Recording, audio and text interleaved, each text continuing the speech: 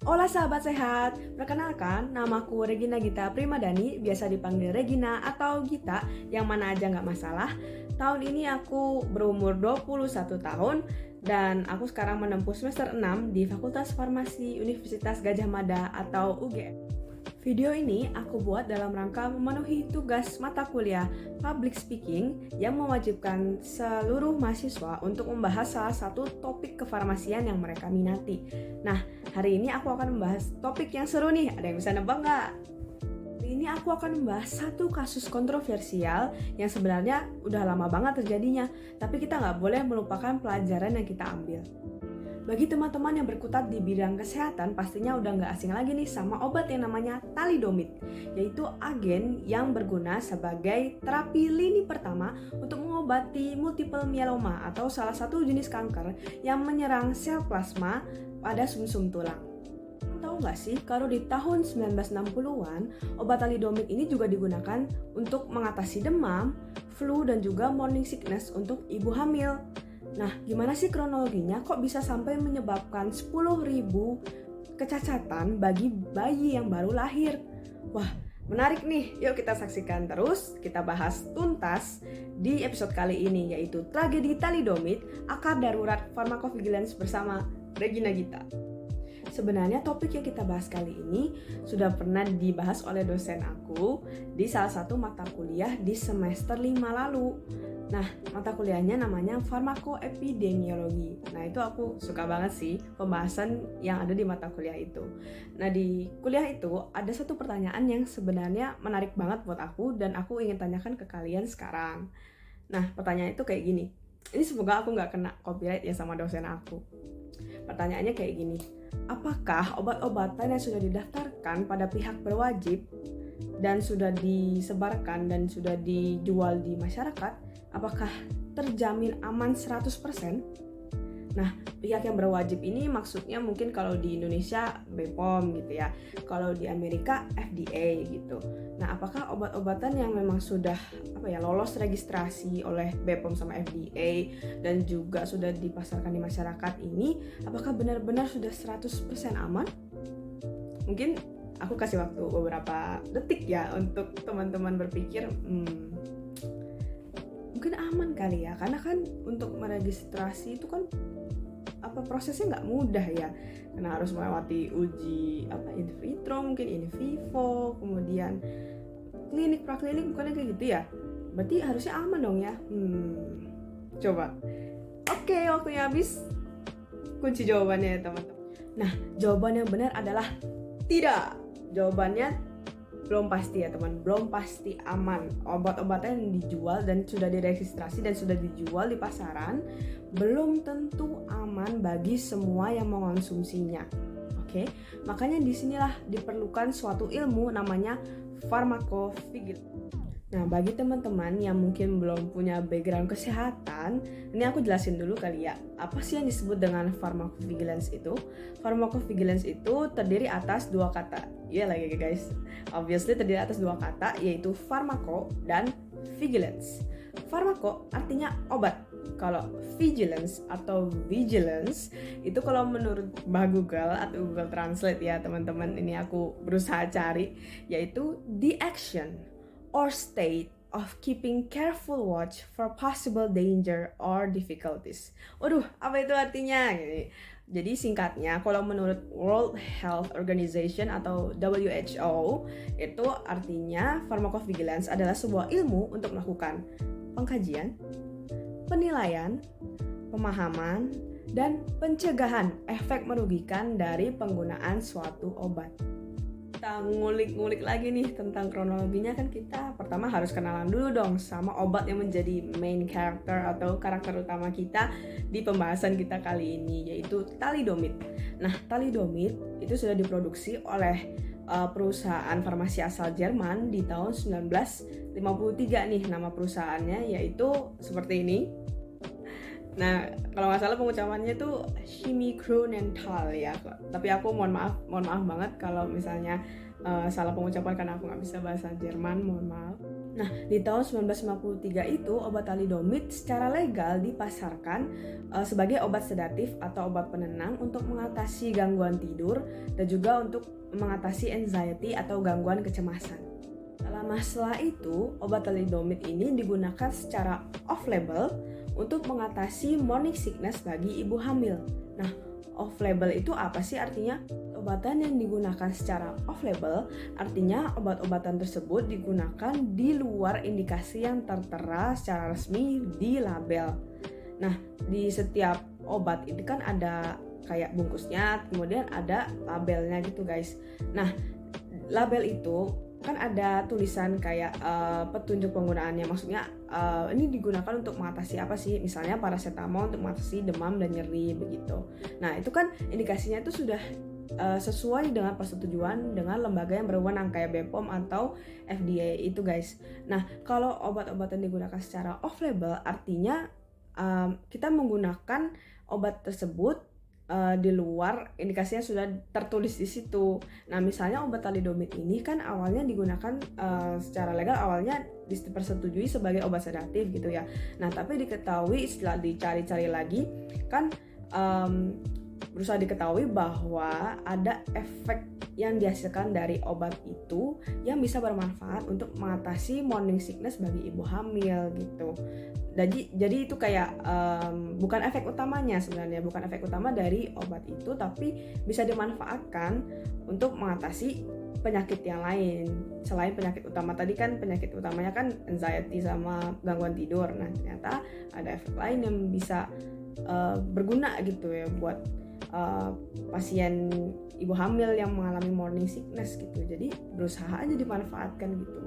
Penggunaan obat secara off-label itu kan sebenarnya kayak masih menduga-duga atau coba-coba gitu ya guys ya, dalam tanda kutip. Ya walaupun coba-cobanya itu masih based on research, tapi kan mungkin ilmu yang ada di tahun 1950-an itu kan masih terbatas banget gitu ya guys ya. Nggak kayak semaju sekarang gitu kan, banyak teknologi udah maju banget. Nah, tapi kan kalau dulu kan mungkin masih terbatas banget, sehingga prediksi-prediksi dan dugaan-dugaannya itu juga masih terbatas. Jadi penggunaan off-label yang awalnya dikira aman malah menimbulkan masalah besar gitu ya guys ya. Jadi penggunaan thalidomid secara off-label untuk morning sickness ibu hamil itu kan awalnya dikira aman gitu ya guys ya. Tapi kalau lama-kelamaan ternyata banyak kejadian yang merugikan, yaitu bayi-bayi yang lahir itu mengalami kecacatan gitu ya guys ya. Bayangin di 46 negara guys, 46 negara banyak banget kejadian bayi baru lahir yang mohon maaf menimbulkan kecacatan gitu ya.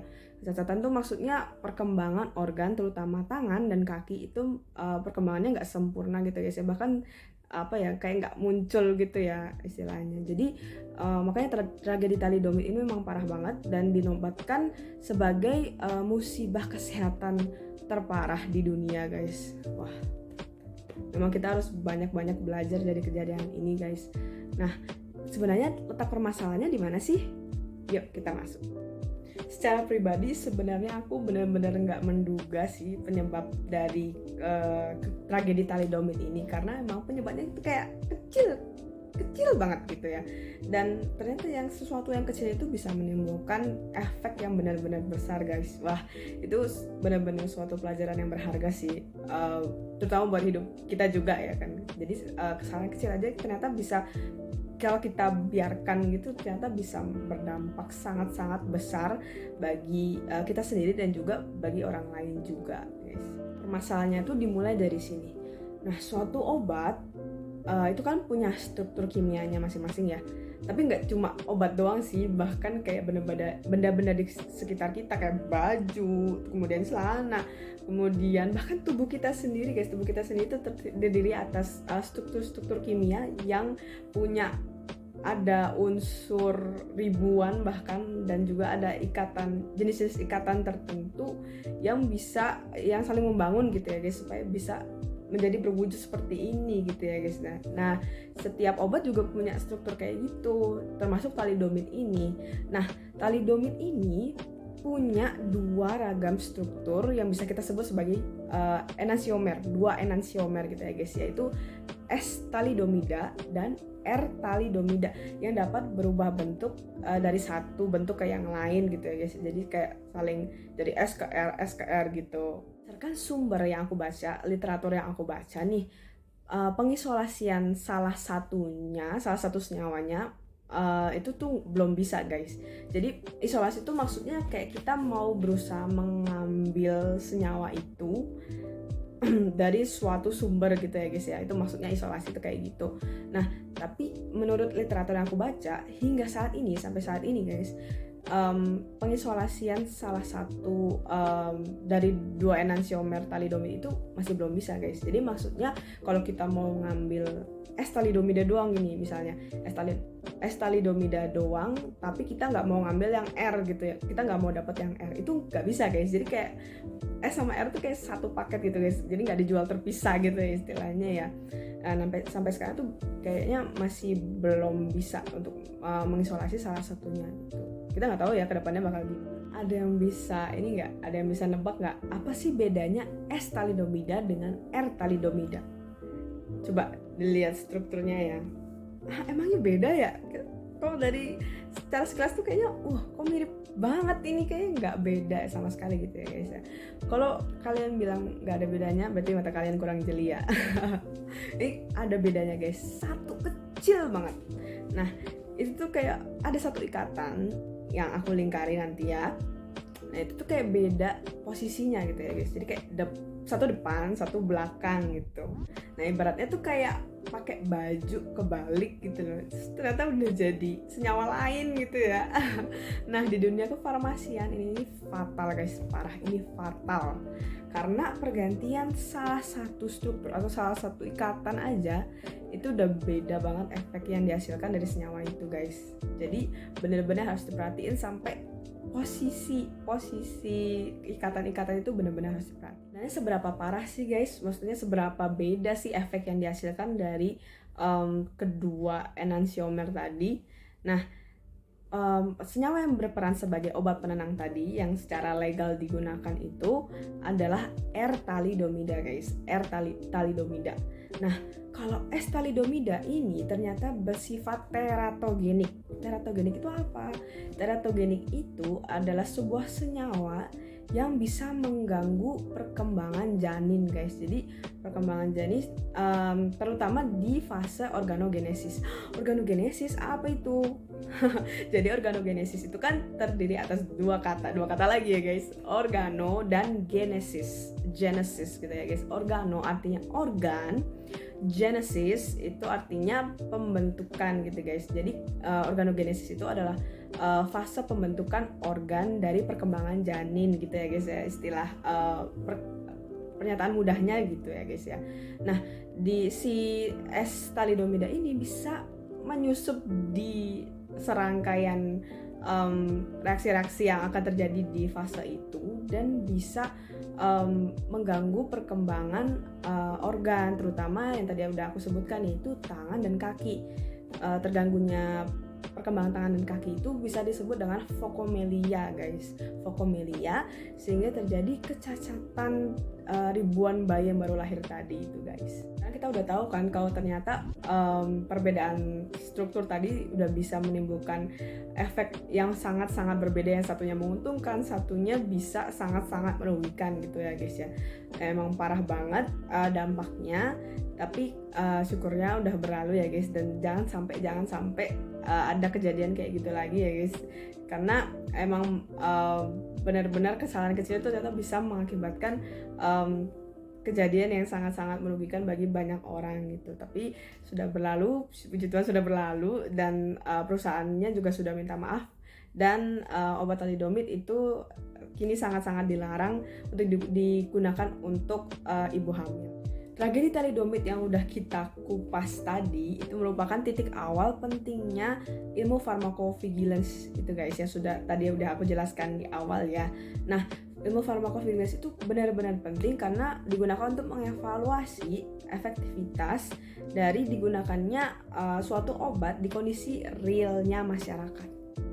Nah, bagi teman-teman yang belum tahu, sebenarnya kan sebelum suatu obat itu lolos registrasi dan bisa dipasarkan di masyarakat itu, ada tahapan-tahapannya juga yang sebenarnya nggak mudah juga guys. Jadi tahapannya itu ada kayak uji in vitro mungkin yang bisa dilakukan terhadap suatu kultur sel, kemudian ada uji praklinik yang dilakukan terhadap hewan, kemudian ada uji klinik yang dilakukan terhadap manusia gitu ya guys. Dan itu prosesnya tuh benar-benar gak gampang dan gak sebentar gitu ya guys ya. Itu hanya untuk melakukan registrasi gitu ya ke suatu pihak yang berwajib tadi, BPOM atau FDA tadi itu ya. Nah tapi kan kalau untuk uji klinik tadi yang dilakukan terhadap manusia itu, nah itu sebenarnya bukan masyarakat yang sesungguhnya gitu ya istilahnya. Keterangannya manusia itu pengujian itu nggak memakai sembarang manusia gitu guys, ada prasyaratnya gitu. Populasi manusia yang dilibatkan juga diatur guys, jadi benar-benar kayak lingkupnya tuh masih sempit, nggak kayak lingkup satu negara semuanya dipaparkan obat itu, enggak guys. Jadi ada beberapa kelompok masyarakat yang belum diikutkan dalam pengujian keamanan suatu obat itu guys. Contohnya adalah janin, kemudian ibu hamil, dan juga para usia lanjut. Jadi kayak 3 kelompok itu kayak oke, kamu jangan ikutan dulu gitu ya dalam ujian ini, karena emang benar-benar mereka tuh kayak apa ya, yang benar-benar dilindungi gitu loh. Karena kalau mereka sampai merasakan efek samping yang gawat dari suatu obat yang masih dalam pengujian gitu ya kan, fatal banget ya akibatnya gitu. Jadi mereka tuh kayak nggak diikutkan gitu. Nah sebenarnya itu kan bagus ya, maksudnya berusaha dilindungi gitu kan, jadi bagus. Tapi pada akhirnya nanti kan obatnya bakal disebar luas juga, dan mereka merupakan bagian dari masyarakat juga gitu kan. Nah jeleknya adalah, bukan jeleknya sih, maksudnya kayak di sisi lain kita tuh nggak tahu efek obat yang sudah terregistrasi itu dampaknya apa terhadap kelompok yang belum diujikan tadi gitu loh. Jadi kita memerlukan ilmu pharmacovigilance itu untuk mengetahui itu gitu loh. Jadi mengetahui informasi-informasi yang belum kita dapatkan dari pengujian klinik maupun preklinik itu gitu. Maka dari itu setelah uji klinik, nah itu akan diadakan pengujian lagi namanya post marketing surveillance, atau pengujian suatu obat gitu ya, evaluasi suatu obat setelah dipasarkan di masyarakat. Nah ilmu pharmacovigilance itu bisa diterapkan di tahap pengujian itu, di tahap post marketing surveillance itu.